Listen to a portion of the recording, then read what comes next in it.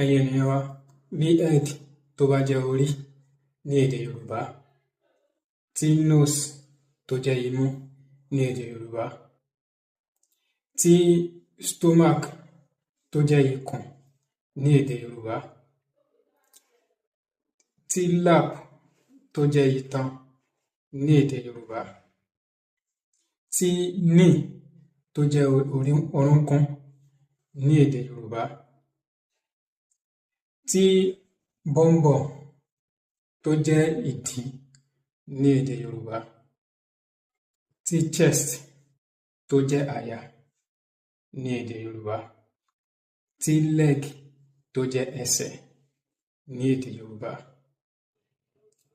Kí wá ni foot ní èdè Yorùbá? Kí ni foot ní èdè Yorùbá? Bí ẹ bá mọ̀, ẹ bá wa fi sí abala ìrísí kí gbogbo wa ká jọ kọ́ ẹ̀kọ́. Ẹ ṣeun, a dúpẹ́. Ojúlówó Yorùbá, ìkànnì àṣà, ìṣe àti èdè Yorùbá.